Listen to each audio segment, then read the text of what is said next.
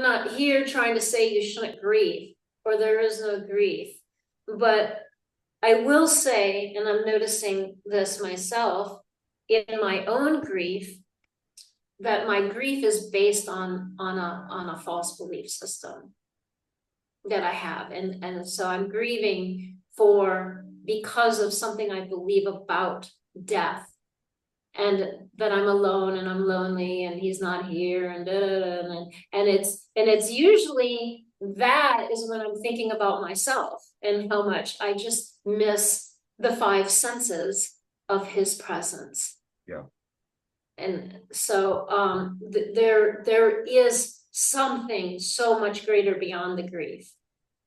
Wow, I like that. Something so much greater beyond the belief.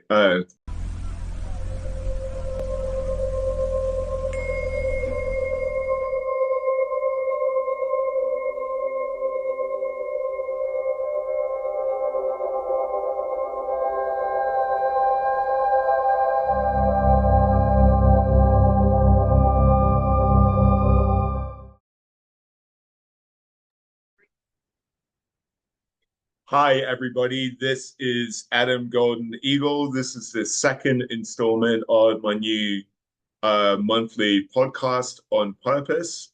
And today we're going to be interviewing a dear friend who I believe has a lot to share with us. So we're just going to wait shortly for her to jump on the Zoom call with me.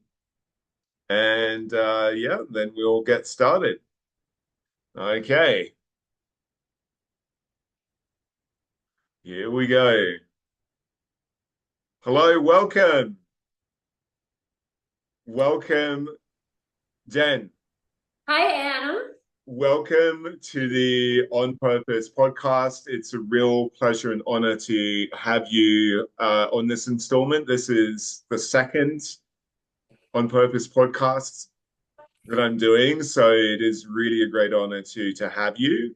So, actually, please introduce yourself to our audience and just share briefly what your main focus is and how you're making other people's lives better. Okay, that's a good one. Well, thank you so much for having me. I'm honored to be your second episode. And yes, my name is Jennifer Westcott, or Jen. And my my focus and purpose, I would say, in general, is to help bring forth the kingdom of heaven on earth, and to bring in the new earth.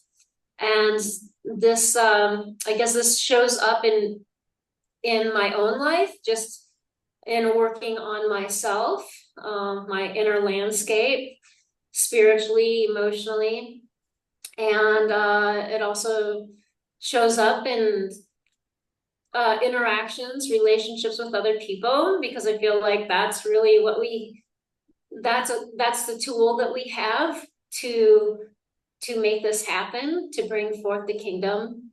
And as far as like my creative work goes, I do inspirational coaching to help people on their journeys and to find rituals and the things that help them connect to nature, connect to them, the I am presence within.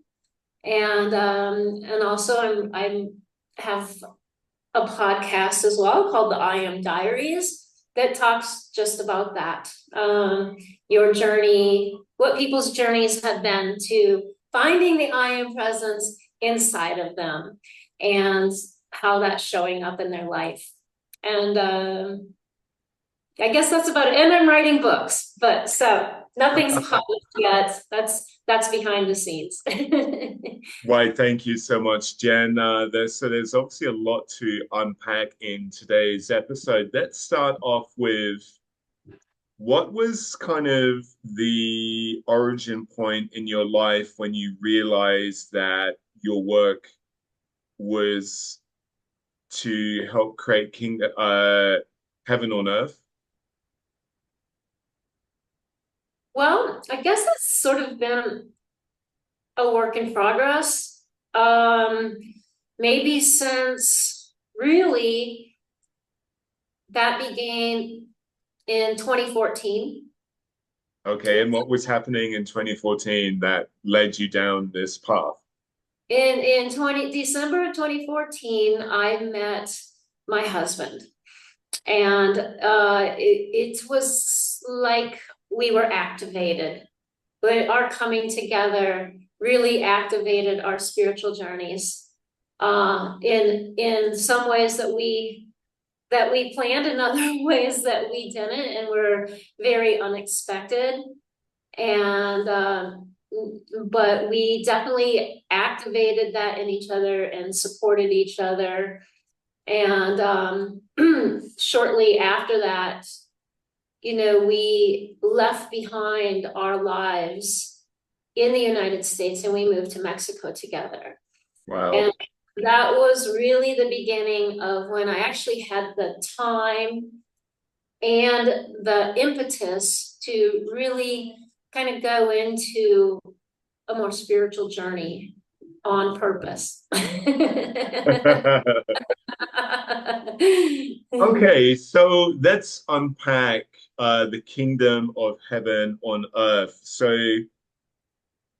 for people who maybe, are interested but maybe a little bit newer to this type of language, um, like what type of situations or challenges do you help your ideal clients with?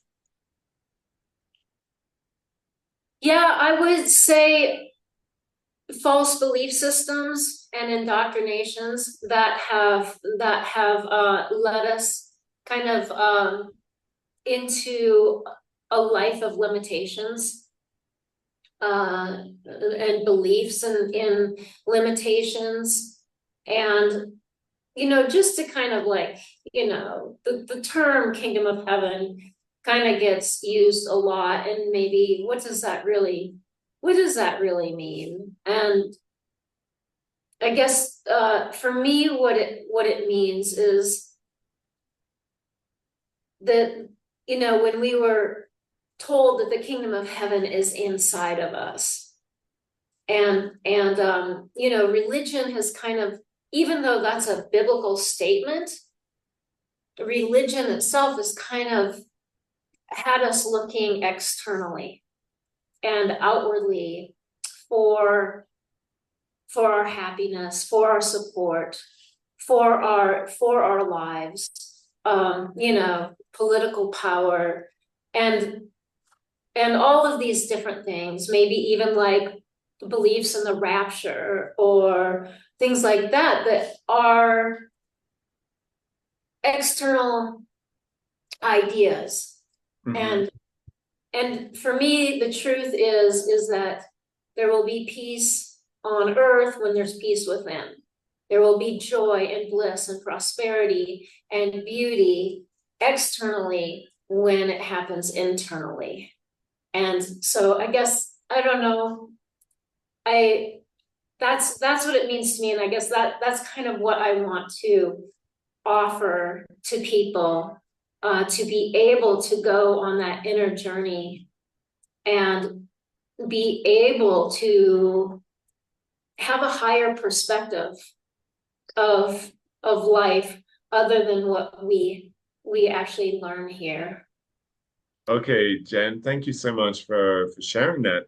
So I'm curious, have you I'm really curious now, like have you had clients who don't have any kind of Christian background, so the whole kind of phrase kingdom of heaven on earth, maybe I mean maybe they have their equivalent in their own society, but I'm just curious, how do you go about dealing with clients who have a different ethnicity or religious or spiritual background that are still looking for guidance?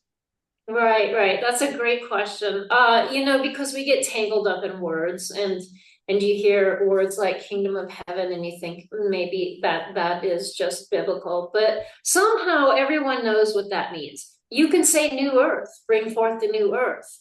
And people that are more did not have the religious background. And sometimes not having the religious background is actually easier for people to accept that, or to get an idea of what that means. I have not found that that's and I have a lot of clients that do not have a religious background, and they grasp what that is, that basically our joy and our peace is within, and that there is a kingdom inside that has all the power, and that is beyond, far beyond this physical body. So I guess it really hasn't been, you know, a big deal once you start talking and people get their own kind of words that they use that feel comfortable to them, that work for them, then it's a non-issue. Okay, great. So let's talk a little bit more about you and your journey. I'm really curious to hear, what would you say has been the biggest defining moment in your recent journey, and how has that impacted you? Well, that is see if I can not cry. Well, I'm going to. So Go ahead. the most defining moment was June 17th, when my husband transitioned, and he left his body. And at a very young age of 59, very unexpected. And that, to make a long story short, trying to, the day that he passed in our house. And after the funeral people, I don't know, they came and they cleaned him up and put clothes on him and asked if I wanted them to leave him here for me, and then come back later to get the body. And I said yes. And the dogs got a chance to kind of know what happened and come in and realize. And I think that was very good for them. But then there was a point I lay down on the bed with him, and I was reminded of something that we were told by a channeler that we both saw, that she told us that Rick and I have very strong connecting points, and that we also have many that have not been activated. And so in order to activate them, she channeled this for us to put our hands like this, to create a sacred circle, first of all, put our hands like this together, and chant. And then after doing that, close the circle, because it would be very, very powerful, and that it would, need protection. So, and we played with this a few times, and we found the chant that we wanted to use, because she said, whatever chant you guys do. And I found something online through a guy named Lars Mule, and he speaks Armenian language, which was prior to Hebrew.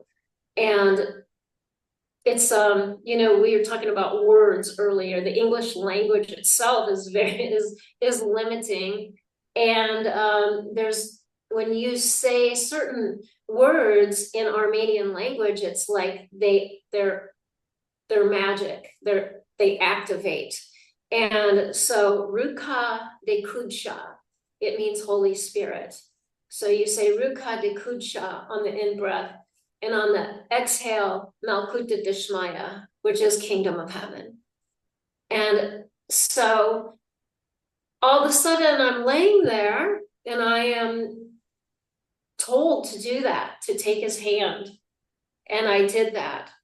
And shortly thereafter, as I'm chanting this, it's like the room starts spinning and there's a voice coming in to me and through me. I'm speaking it at the same time it's being said to me. Mm-hmm. And it was, this is not the end. This is only the beginning. And Rick, he is now working in the causal realm. You're in the effectual realm, and you are working together to help humanity. And Ricky will be helping you to ascend, to walk the realms with him, the higher realms with him, even while you're in this body. And then I've never done this before, but some people call it speaking in tongues, some people call it light language. That was coming out of me. And I had no idea. I was like, what am I saying? But I knew that it anchored something. It anchored a new purpose that we have together. And in that moment, not to say I haven't missed his physical presence and been horribly sad at times, but in that moment, I was so joyful and so excited. You know, I will never take this ring off. As far as we're still married, he's still here, he's still present with me. He is showing me this over and over and over again. And anytime I doubt it, ooh, I get something else. And so that just gave me so much excitement and a new purpose. And part of that purpose is helping people to uh how do I say, like shift the beliefs that we have about death and that our loved ones being gone. Yeah. No, they're not. You just don't see them in the physical body, and they are there wanting to help us because now they're omnipresent. Now they're able to help us in a way that if we reject it because of the idea that they're gone, they don't get to help us. And we Wow. need that. Wow, Jen. Thank you so much for your honest and very vulnerable response to my question. I feel that's really touching that you're able to unpack something that, has been so maybe devastating, but also uplifting at the same time from what I'm hearing. So just yeah, I want to take the moment to thank you for that. And so would you say that in of itself, like having that experience that death is not the end, that that's kind of one of the biggest things that you're experiencing and you can help other people with? Would that be correct? Or is there even more? Well, I think there is more. I am not fully aware of everything that is, but yes, that is a really, really big thing. And,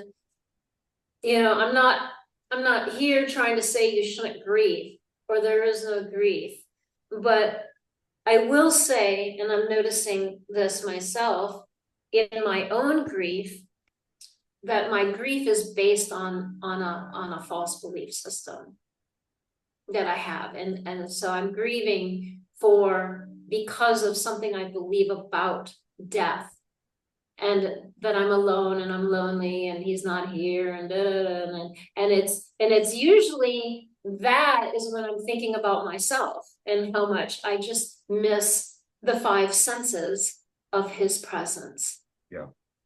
And so there is something so much greater beyond the grief. Wow, I like that. Something so much greater beyond the beyond the grief. Yes.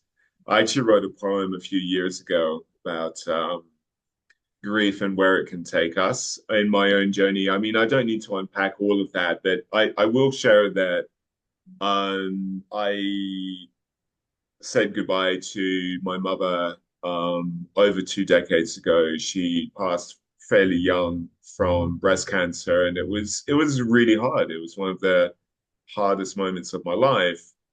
But what I feel is maybe relevant to share in this conversation is I've experienced several times that will communicate with me in dreams.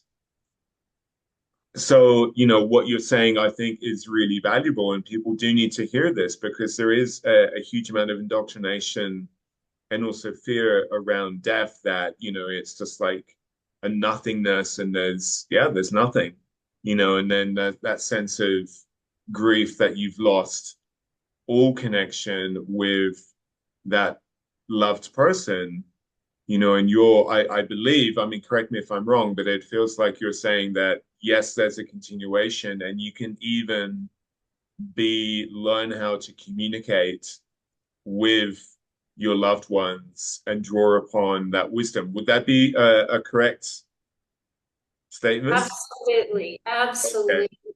Wow. Yeah, Well, I yeah, mean, that I feel like the world needs more of that right now, where there's a lot of, not that I want to put out any negativity, but I know there's a lot of chaos and confusion happening at the moment. So this is one of the reasons why I really wanted to have you on this episode so you could share some of this really very poignant um, wisdom and messages with the audience.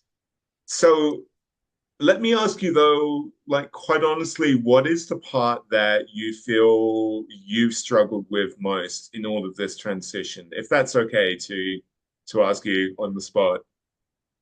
absolutely. It's I would say the hardest challenge is wanting to believe or struggling with going beyond my belief systems. They're really deep, you Yeah, know, they're very deep. And you know, there's a whole process that you go through. Just because you begin to know the truth of something does not necessarily mean you integrate it into your life. It takes repetition. It takes challenging yourself every time you want to go into that. Uh, for me, what I call because I feel it in me is victim mentality.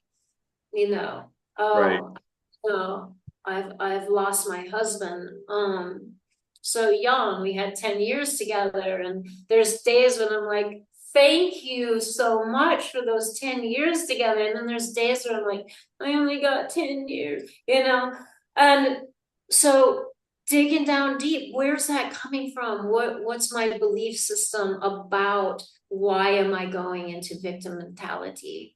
And because when we can do that, then we can have we can ask for, when I do that, I ask the universe, the I am presence, to give me, and my guides, and even Rick. I call on Rick. I don't know if you've heard it said that the angels, unless it's an emergency, angels will not assist you unless you ask them to, Mm, because we have free will.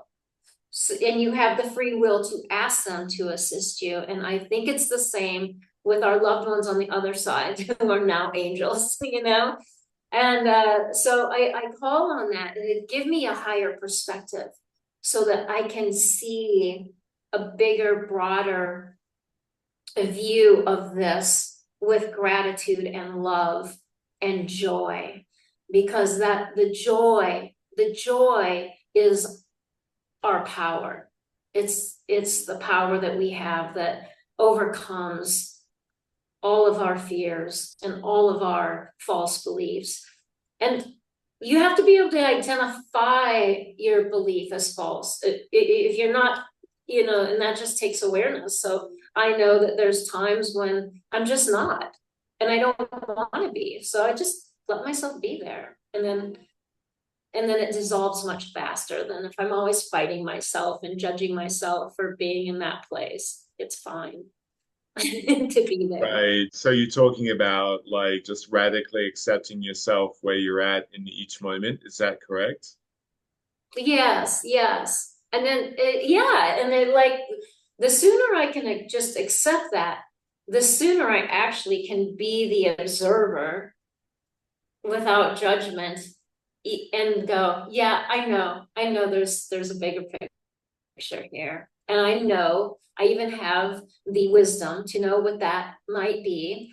But you know, it's okay. I'm doing this right now. I'm gonna bawl my eyes out and feel sorry for myself. That's, yeah, that's absolutely fine. Thank you again for your honesty and your vulnerability. I feel like this is really great to have these real conversations, because at some point in our journey, we're going to have to face, death and transition. It's a fact of life. So I have two questions for you. The first is, I heard a few years ago, when I was grieving my grandmother, and somebody shared this phrase with me, something like that grief is unexpressed love that doesn't have a direction anymore because that person, isn't there. And for me, that I feel like it gave me a lot of insight. But I'm just kind of curious, what are your thoughts on that phrase? Does that make sense to you? Have you experienced that? Yeah, yes, I've heard that too, and I ponder it a lot too. Because sometimes it makes sense to me, and sometimes it doesn't, and it doesn't really matter if it does make sense. But all I know is just sometimes your heart aches so much, and that is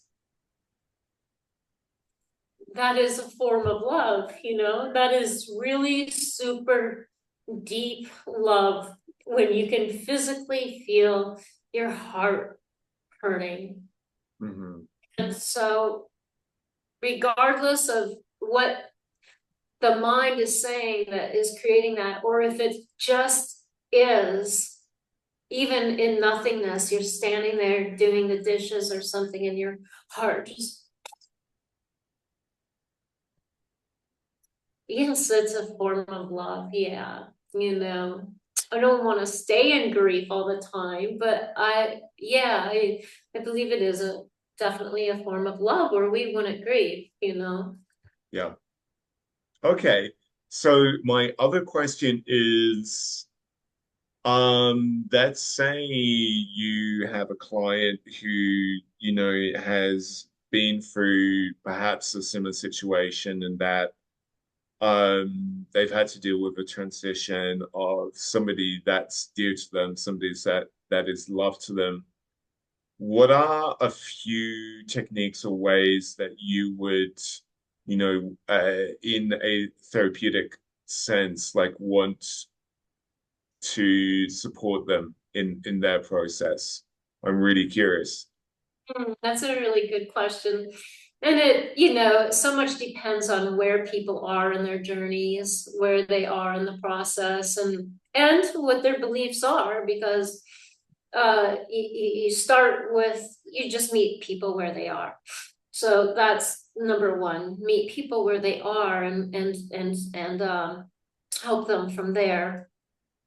But one of the things I've really noticed, uh, because since Rick passed, even clients I've been working with on completely different things, this whole thing that has happened with Rick has been fascinating to everybody, and they want to know more. And so one of the things I guess I really encourage people to do is to continue to reach out to that loved one, even if it was a long, long time ago. Someone who lost their dad years and years ago, and he still just feels so empty. about it. But never really, society will say, well, you just got to move on. They're gone, you Yeah. know, and, and once you get into people's souls, I find that everyone their soul of souls knows that there is still a connection there, that there is still a communication going on there.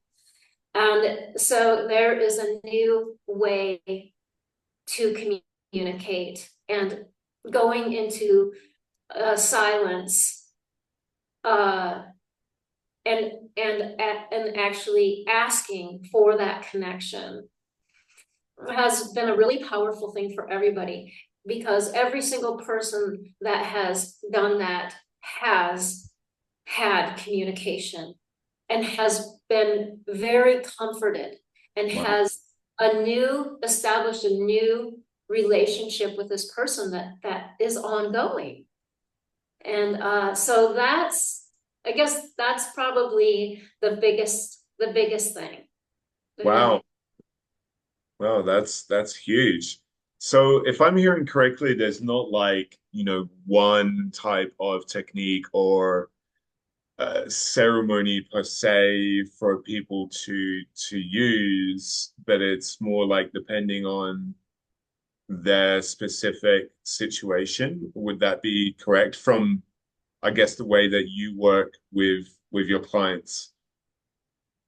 Yes, yes. It just really kind of depends on their situation. And some people aren't ready to, they don't, they're not sure if they do want to communicate with this, if there was pain or whatever it was. Some people really don't want to. Um, uh, Especially if unresolved, there were issues that didn't get resolved before the person passed. Sometimes Mm. people don't want to, but the what I just described to you about meditating, going inside, and silence, and just really being still. This is the place where you connect with spirit, your own soul. And when you connect there, you can connect with another ones, or you're available for them to actually come in and have an interaction with, and whatever it is. And actually, too, that's when maybe a person isn't ready, just going in and connecting with themselves, get to a point where they realize that maybe that unresolved issue can get resolved in the spirit realm with this person. Right. Okay. So we do need to wrap up in the next few minutes, and I feel like this is a conversation that could just like, continue, and we could like, go down so many different rabbit holes here. But I'm feeling what could be really valuable is, would you be up for maybe just a few minutes of uh taking me and the audience through some kind of guided process so that, people can experience what it's like to have that facilitation with you? I feel that will be valuable, and I'm definitely open to experiencing it as well. And if we can do that for maybe 3 minutes, then we can have maybe another minute or two to just like conclude, and you can share where people can find you. Does that sound good? Yeah, that sounds good. Yeah, thank you for giving me the time limit, because I was like, So, yeah, so basically we'll start, it's going to be breath work, because breath is spirit. And as you know, because in Rick's ceremony, he brought in some powerful breath work. And I would just like to share this real quick because it's so cool. Adam was at Rick's ceremony. He saw a portal open up and got the message that Rick had a download for each and every person there if we would just go into this deep breathing. Because when we're anxious, when we're nervous, when we're in fear, doubt, whatever, our breathing gets shallow. So basically, this is what I'm gonna take in the next 2.5 minutes now is Okay, let's do it. all right, so And thank you for the all right. mention. All right, so just close your eyes and really tune into your own body. Sometimes we can close our eyes and we're still kind of looking for something. Take your eyes really inside the depths of your head or down deep into your heart and allow yourself just to be really connected with your own breath, relaxing your body from head to toe, noticing anything where it's tense, and breathe into that. And you're going to be breathing in and out through your nostrils. So as you breathe in, fill up your lungs all the way up, up, up, up to your throat, to the top of your head, almost as if you are growing up higher. And as you exhale, squeeze that there's a middle pole down your body. Exhale that out. And as you're exhaling, allow yourself also to grow taller.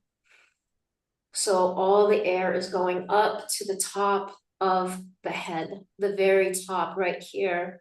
This is heaven. So we'll take just a few moments to get into the breath.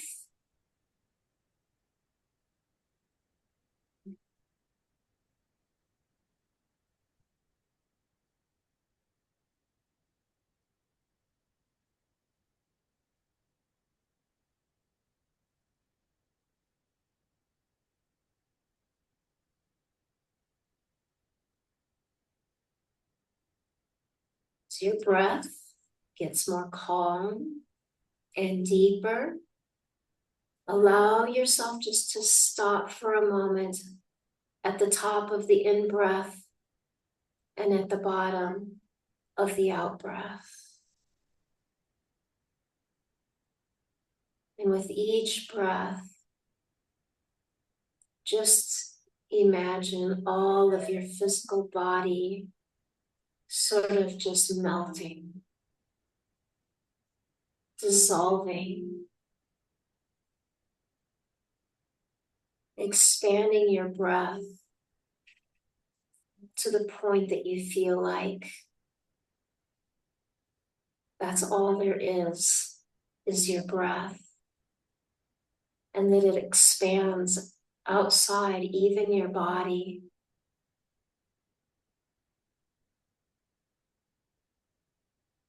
And that you're one with the particles of the sky and the air.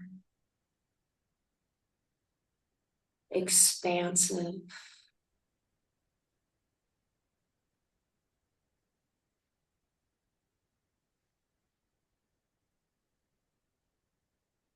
And tap into that breath as your own spirit.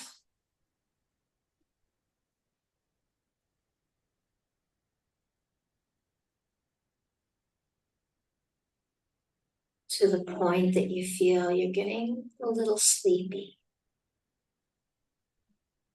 So relaxed and quiet.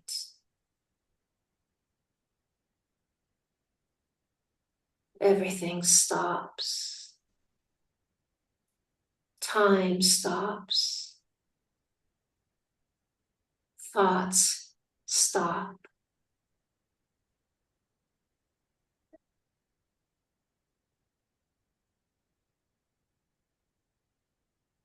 And when you feel you're in this beautiful space of peacefulness and expansiveness, call on your loved one that has passed to the other side and ask for their presence to be. And as you do this, feel joy in your heart, knowing they're here. And then just sit in stillness without trying to imagine anything or hear or anything. Just being with the breath and knowing your invitation has been heard and received and accepted.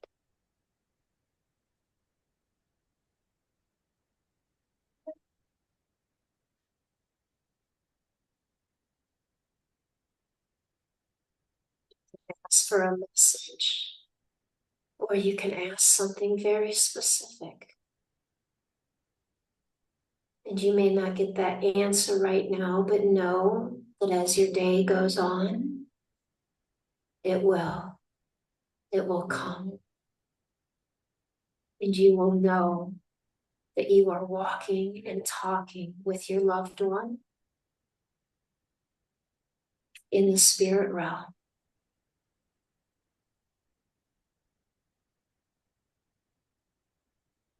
And now you can just open your eyes slowly and continue in that beautiful breath. Wow, Jen, thank you so much. That was amazing. We do need to wrap up. So just quickly, where can people find you again?